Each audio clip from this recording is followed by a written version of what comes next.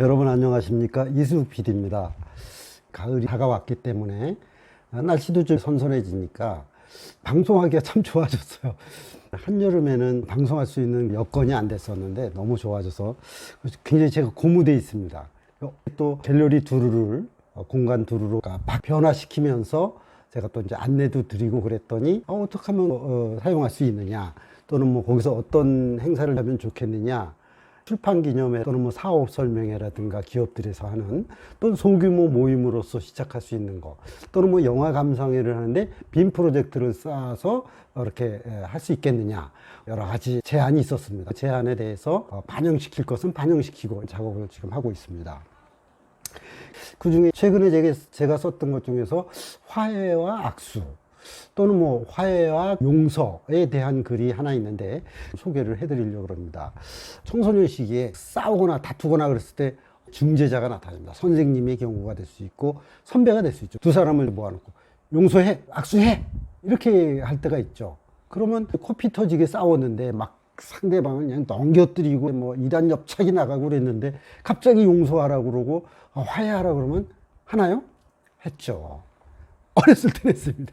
학생 때도 했어요. 사실은 뭐 선배들이 야 둘이 화해해 하는 거죠. 어떡하겠습니까? 아니면 이렇게 말을 안 돼. 막 이러니까 그냥 마지못해서 화해하고 또 용서도 하고. 그 영화 범죄의 도시인가 거기에도 보면은 왜 나오지 않습니까? 두 조폭 서로 싸웁니다. 뭐 나아발이라고 그럽니까? 자기네 거점 지역을 확대하느라고 막 싸움질했는데 형사가 나타나서 이러죠. 서로 용서하고 화해해. 안 하면 앞으로 이러니까 윽박지르니까 화해했습니다. 그 영화에서 나오는 부분은 그런데 요즘 이제 우리 사회에 큰 이제 몇 가지 너무 갈등이 많아요. 이 코로나 전국이 됐는데 이 코로나나 피하기 힘들어 죽겠는데 스트레스 주는 일들이 사회적으로 너무 많습니다. 첫 번째는 뭐냐면 의료 사태 있었지 않습니까? 다행스럽게 정부하고 합의를 했고, 그런데 거기에 낀 이제 의대생들이 문제예요. 시험을 못 보는 상황이 생겼죠. 그러다 보니까 덩어리끼리는 이렇게 합의를 했는데, 사실 밑에 뭐 시위를 했거나 같이 동조를 했거나 이런 분들이 지금 또 아직도 또 그 마음을 이렇게 그분들이 바꿀 수가 없는 거예요. 이제 아무리 이들 화해, 그 되나요 그게? 안 되는 거예요. 그래서 이제 이런 부분은 계속 이렇게 나가다가는 지금 저 코로나 사태로도 전부 환자들이 늘어나고 병상이 터져나갈 것 같은데 의료진마저 이런 상태가 된다는 건 이건 계속 이렇게 가다가, 그러니까 정부가 이제 화해를 요청했고 또 의협에서도 또 이렇게 계속 길게 가다가는 안 되겠다. 어느 정도는 저 완충을 만들어주면 서로 이렇게 협의를 했다는 거예요. 그건 좋은데 그 와중에 이제 고래등 싸움에 새우가 아프대나요?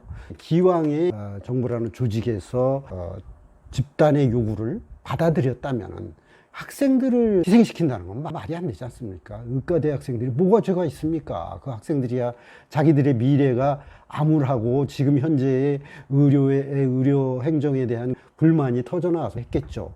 같이 동조해서 했는데 의대생들만 불이익을 받는다면 이건 불공정하죠. 불공평하죠. 하여튼 정부에서 기왕에 또 뭐 그것이 뭐 그렇게 되려면은 좀 더 폭넓은 뭐가 필요하고 이러는데 뭐 정부에서 하면 되는 거죠. 그게 그래서 안 될 일이 없습니다.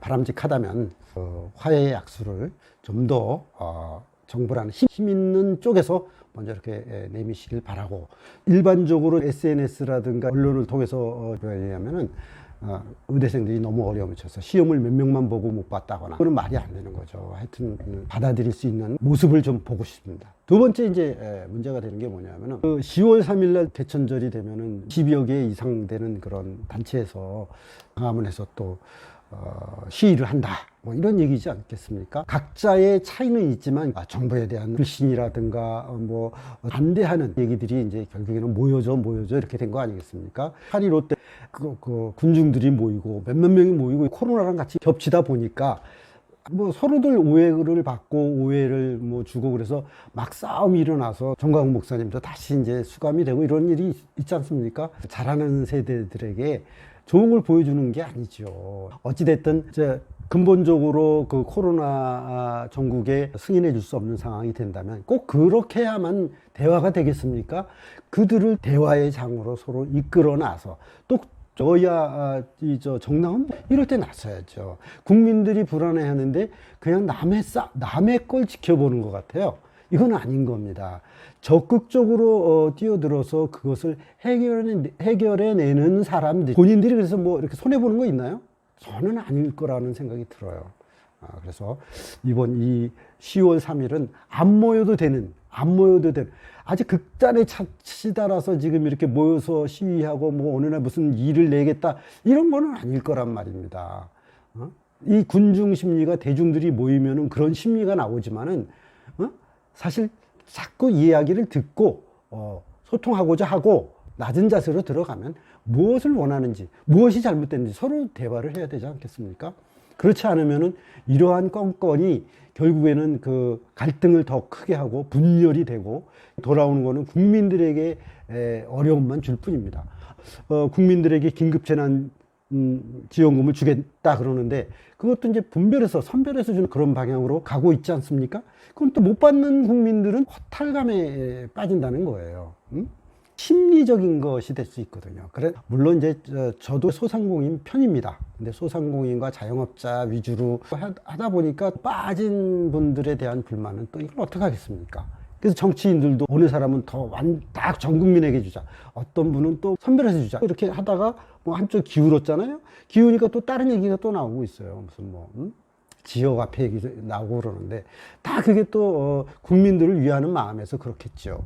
그렇다면은 이것도 정당 간에 또는 정부 얘기도 지금 잠깐 얘기 들지만은 정부의 재정이 안 좋다 그러면 세상이 다 하는 얘기죠. 그러나 다른 국가 상황을 보면은 미국이나 뭐 유럽 국가들의 경우는 상당히 하고 있다는 거 아닙니까? 국민들에게. 물론 그 나라들은 워낙 또 이제 선진국의 그 사회 안전망이라든가 그거에 대한 재정 건전성이 뭐 꼭 우리보다 좋은 건 아닙니다.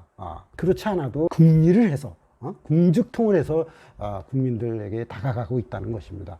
그렇다면 전반적으로 대통령은 어렵다 그러셨어요. 그러나 대통령이 어렵다고 하셔서 모든 게 그냥 스톱이 된다고 생각하시는 거는 이건 또 아닌 것이죠. 많은 분들이 원한다면 그것을 어떤 방식으로 풀어갈지에 대해서는 고민을 하고 이야기해야 된다는 것입니다. 제가 이제 글을 쓰면서 이런 내용을 썼습니다. 그 용서와 화해는 시간이 필요하고 또 소모성과 마모성이 강한 단어입니다. 이 용암이 이렇게 멘틀이 막 부글부글 끓을 때 식혀줄 차가운 물이 필요합니다. 그 차가운 물이 사실은 어떻게 보면 국민들의 여론이고 국민들의 민심이라고 저는 생각이 듭니다. 뭐 집단과 정당과 관계도 결국에는 그거를 시켜줄 누군가가 있어야 되는 거예요. 그 중재자가 예전에는 선생님일 수도 있고 선배가 될 수 있겠지만 이런 커다란 조직에서는 그런 층을 보유하고 있는 이들이 있다는 거예요. 그분들이 나서서 국가 원로도 될 수 있는 거죠. 사실 국가 원로들이 요즘처럼 또 말씀을 아끼는 때가 없는 것 같아요. 그거 해야 됩니다. 예전에 그렇게 많이 하지 않습니까? 군인들이 정치할 때도 그런 일을 많이 저희들은 보면서 지금 시대를 지나왔거든요. 그렇기 때문에 꼭 필요하다는 생각이 들고요. 삶의 이쪽과 저쪽에 있는 중심에 서 있는 분들이 어떻게 보면은 그 역할을 해줘야 되겠다.